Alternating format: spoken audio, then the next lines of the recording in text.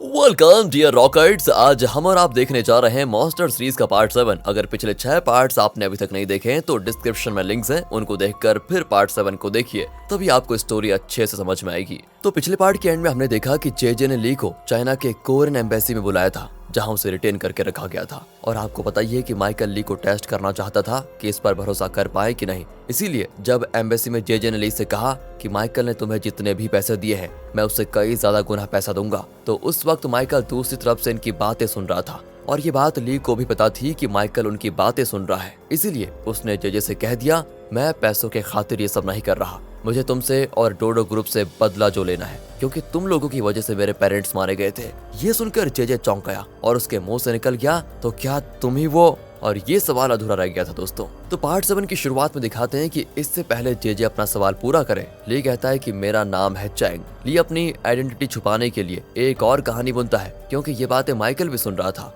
वो कहता है कि 8 साल पहले आपने एक आदमी को काम से निकाल दिया था, वो मेरे पापा थे। बेबस होकर मेरे पापा ने खुदकुशी कर ली थी। इस दुख की वजह से मेरी माँ बीमार पड़ गई और जल्द ही चल बसी। तुम्हारी और डोडो ग्रुप की वजह से मैं दुनिया में अकेला हो गया, इसलिए मैंने तुमसे बदला लेने की ठान ली थी। इस बात पर दोस्तों जेजे को भी यकीन हो जाता है, क्योंकि 8 साल पहले उसने एक आदमी को नौकरी से निकाल दिया था। अब माइकल को यहाँ ली पर पूरा भरोसा हो गया है, पर फिर भी वो ली को नकली मेडिसिन बिजनेस में अपना पार्टनर बनाने में झिझक रहा होता है। ली भी ये नोटिस कर लेता है और कहता है कि अगर तुम्हें अब भी कंफ्यूजन है तो तुम्हारे हाथ में जो गेम के 2 डाइस है उन्हें फेंक दो। अगर इवन नंबर आया तो मुझे पार्टनर बना लो, और अगर ऑड नंबर आया तो मुझे मत बनाना। माइकल दोनों डाइस को ऊपर फेंकता है, पर उसमें से एक डाइस को ली हवा में ही पकड़ लेता है और जो डाइस नीचे गिरा है उसमें 1 आया। ली कहता है कि हमारी किस्मत हमारे हाथ में होनी चाहिए। कहकर वो हाथ में पकड़ा हुआ दूसरा डाइस देखता है, उसमें भी 1 आता है और अब टोटल 2 है, जो कि इवन नंबर है। जाहिर है ये चीटिंग है, लेकिन माइकल को ली का ये अंदाज बहुत पसंद आता है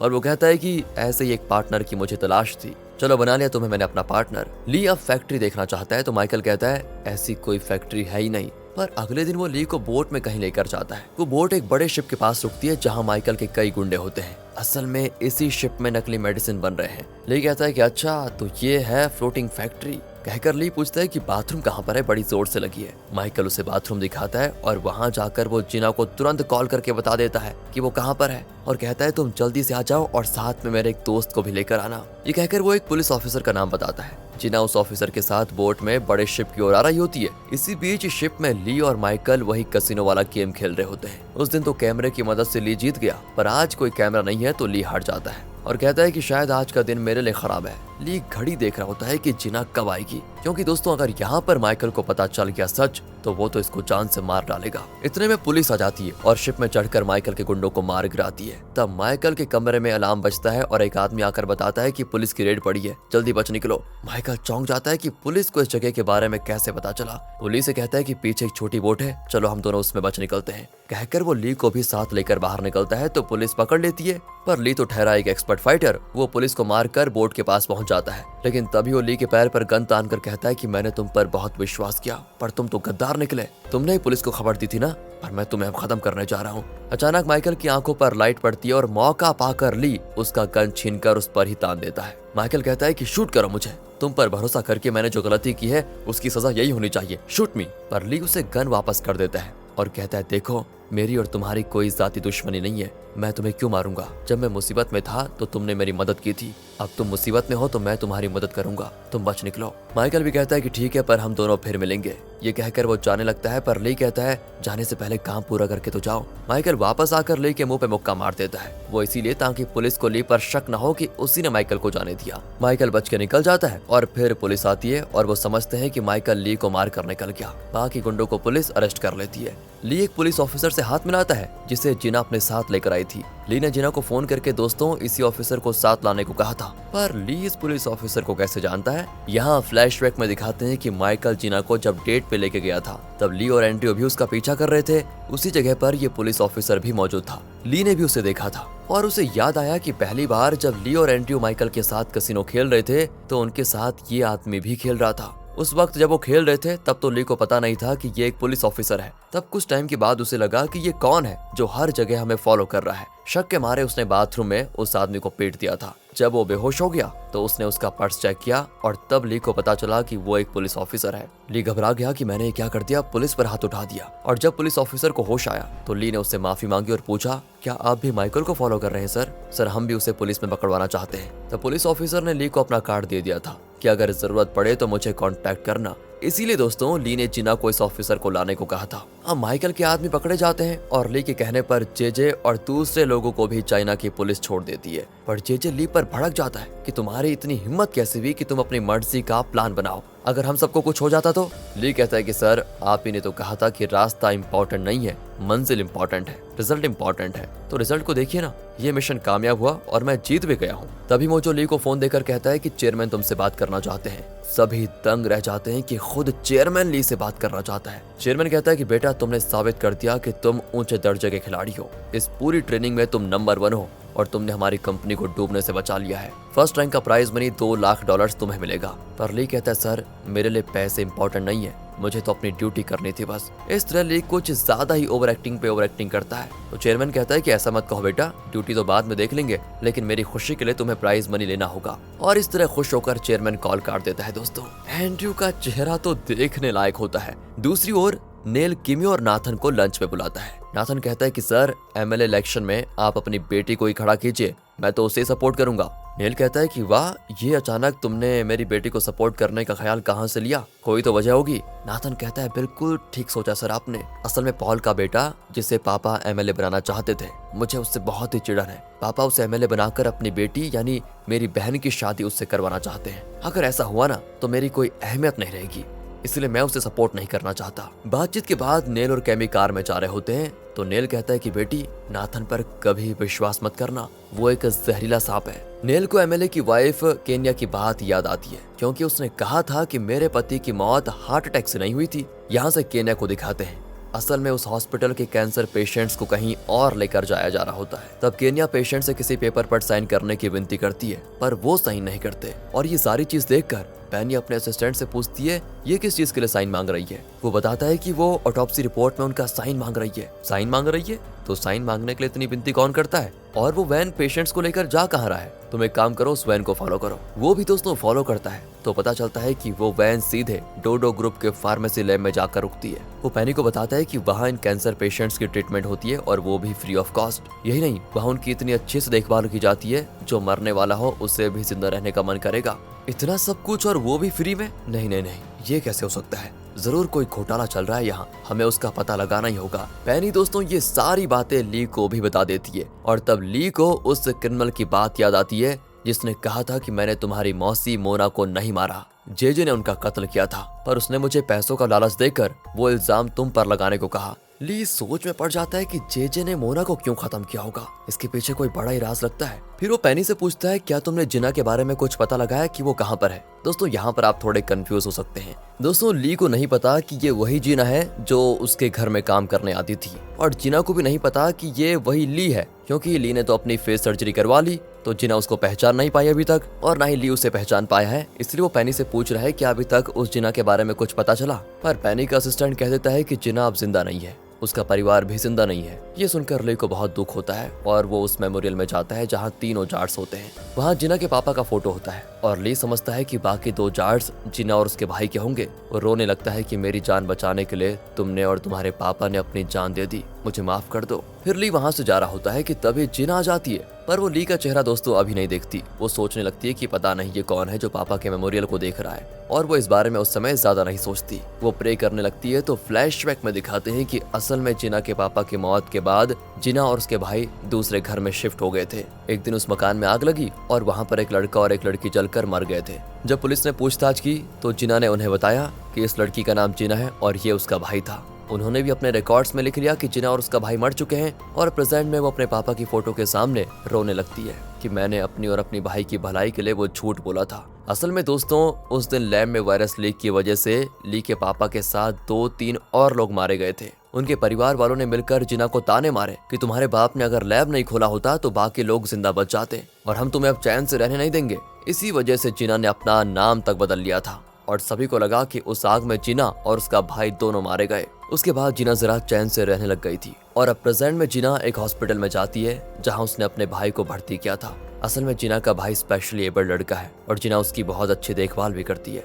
तब नर्स आकर कहती है कि मुझे तुम्हारी सिचुएशन का अंदाजा है, लेकिन चीफ डॉक्टर ने कहा है कि ट्रीटमेंट का खर्चा अब तक तुमने पूरा नहीं भरा, तुम जितना जल्दी बिल भरोगी उतना अच्छा होगा। जिना कहती है कि मुझे डोडो ग्रुप में नौकरी मिल गई है और मैं आगे से हर हफ्ते बिल दे दिया करूंगी, पर तब तक आप चीफ डॉक्टर से जरा मोहलत मांगिए ना। नर्स कहती ठीक है, तुम फिक्र मत करो, मैं बात करती हूँ। और यहाँ फ्लैशबैक में दिखाते हैं कि डोडो ग्रुप के उस ट्रेनिंग में सिर्फ 3 लोगों को सिलेक्ट करने वाले होते हैं, लेकिन इनकी पूरी टीम ने मिलकर इतने बड़े नकली मेडिसिन का पर्दाफाश किया तो मजबूरन डोडो ग्रुप को सभी 8 कैंडिडेट्स को सिलेक्ट करना पड़ता है। सीन शिफ्ट होता है चेयरमैन के केबिन में। उसका पी आकर कहता है कि सर, शायद मुझे ये सब आपको नहीं बताना चाहिए, लेकिन मुझे पता चला है कि शैलोमी, जो कि आपकी स्टाफ थी और आपका उसके साथ अफेयर भी था, वो उस वक्त प्रेग्नेंट थी जब आपकी वाइफ ने उसको यहाँ से भगा दिया था। चेयरमैन कहता है कि वो प्रेग्नेंट थी तो मैं क्या करूँ, उसका तो किसी दूसरे आदमी के साथ अफेयर था ना। पर पीए कहता है नहीं सर, उसका आपके अलावा किसी और के साथ कुछ अफेयर नहीं था। असल में आपकी वाइफ ने उसके बारे में ऐसी अफवाह फैलाई और उसे यहाँ से निकालने पर मजबूर कर दिया।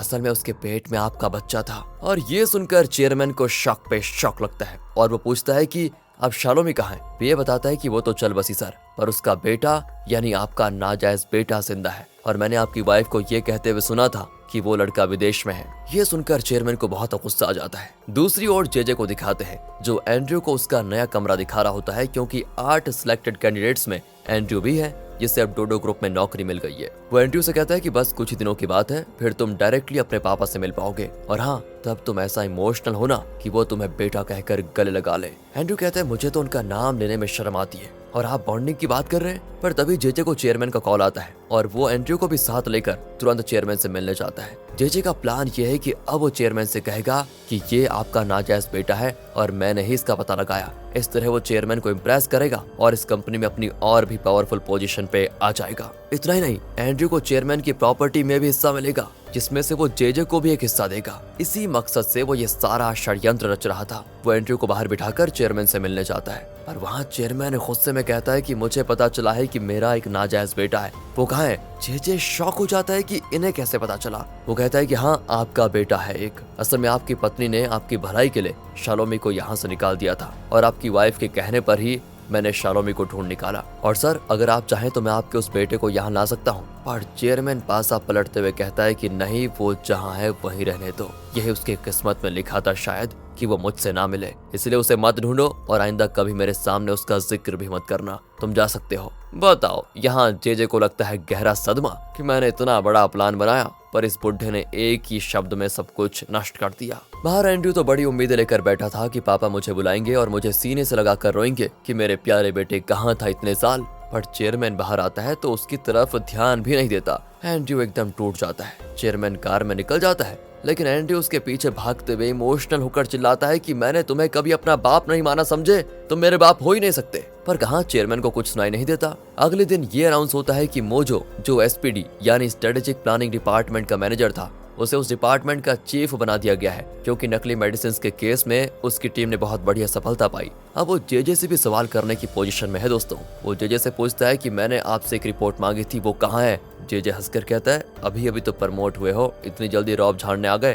पर मोजो उसकी किसी बात पर ध्यान नहीं देता और अपनी ड्यूटी का पक्का होता है। वो कहता है मुझे बस वो रिपोर्ट चाहिए, जल्दी तैयार कीजिए, कहकर वो चला जाता है। जेजे कहता है बताओ, एक रात में जैसे ये राजा बन गया और मैं कंगाल। देख लूंगा बेटे, मेरा भी टाइम आएगा। यहाँ चेयरमैन ली की बहुत तारीफ करता है और कहता है मैंने एसपीडी टीम में तुम्हें एक बहुत बड़ी पोजीशन देने का फैसला किया है। तुम बस इसी तरह बढ़िया काम करते रहना और इस कंपनी को ऊंचाइयों तक पहुंचाना। वैसे कल तुम्हारा और मेरा एक इम्पोर्टेंट काम होगा। कल मेरी बेटी विदेश से आ रही है, तुम्हें एयरपोर्ट जाकर उसे पिकअप करना है। ली चौंक जाता है कि इतना रिस्की और खतरनाक ट्रेनिंग हमें इस काम के लिए दिया गया था। बताओ, मैं क्या ड्राइवर हूँ इनका? पर तब नाथन कहते हैं कि पापा, इसे क्यों भेज रहे हैं आप? आपकी बेटी ठहरी एक भूतनी, बेचारे को बेहाल करके छोड़ देगी। चेयरमैन कहता है बेटा जरा संभाल के, वो तुम्हारी बहन है। दोस्तों, अब ली भी एयरपोर्ट जाने के लिए मान जाता है, पर नाथन उसे वार्न करता है कि तुम मेरी बहन के बारे में नहीं जानते, बहुत सावधान रहना, वरना वो तुम्हारे चीथड़े कर देगी और गुस्से में तुम्हें नौकरी से भी निकाल सकती है वो। फिर जेजे ली से मिलता है और पूछता है कि तुम कैसे जानते थे कि 8 साल पहले मैंने किसी को काम से निकाला था?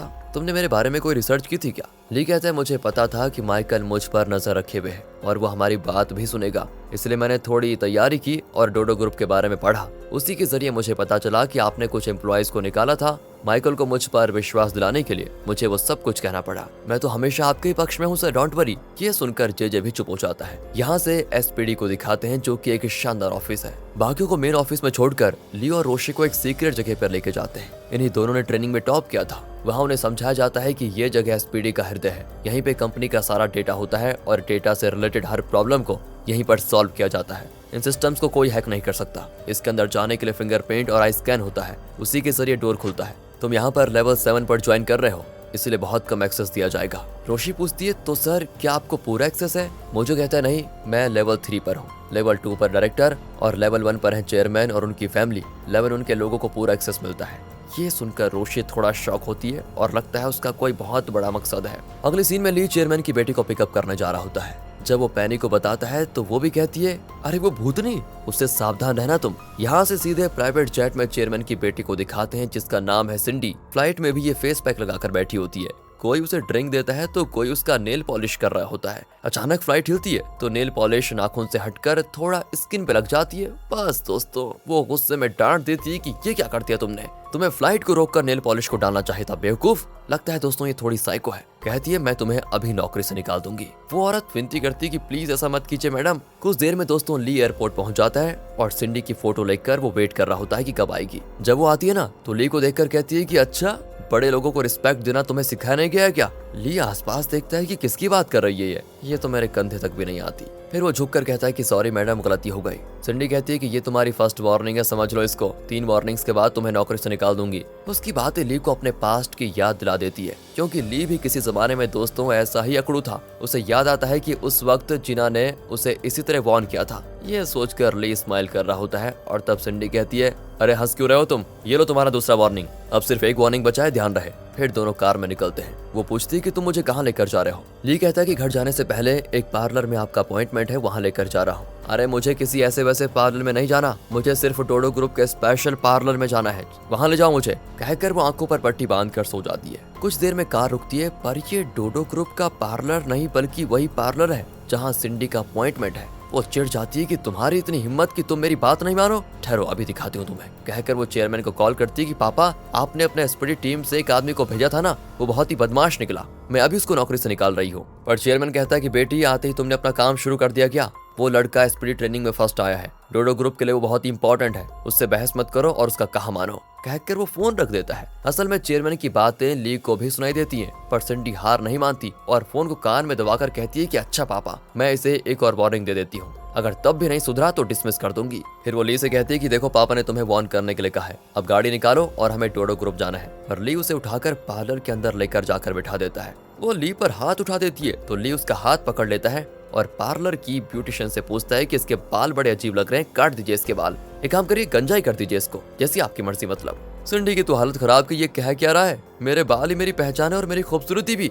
अब ली ब्यूटिशियन से कहता है क्या इसकी माँ ने इसके लिए कोई ड्रेस सेलेक्ट किया था? वो कहती है हाँ। ली कहता है ठीक है, इसे वो ड्रेस पहना दीजिए। अब दोस्तों जिना और उसकी फ्रेंड उसी पार्लर में आती है। दोनों ली को देखकर उससे बात करने लगती हैं, तो वहाँ पर पैनी भी आ जाती है। तब वो जिना को देखकर चौंक जाती है, क्योंकि वो तो समझ रही थी कि ये मर चुकी है। जिना भी पैनी को देखकर चौंक जाती है। ली की समझ में नहीं आता कि ये दोनों एक दूसरे को देखकर शॉकिंग रिएक्शन क्यों दे रहे हैं। और यहाँ पर होता है पार्ट 7 का दी एंड। इंतजार कीजिए पार्ट 8 का, और आगे के पार्ट्स देखना चाहते हैं तो सीरीज की वीडियो को लाइक और ज्यादा से ज्यादा शेयर कीजिए और चैनल को करें सब्सक्राइब। मिलते हैं अगली वीडियो में, ध्यान रखेगा अपना। And finally thanks for watching.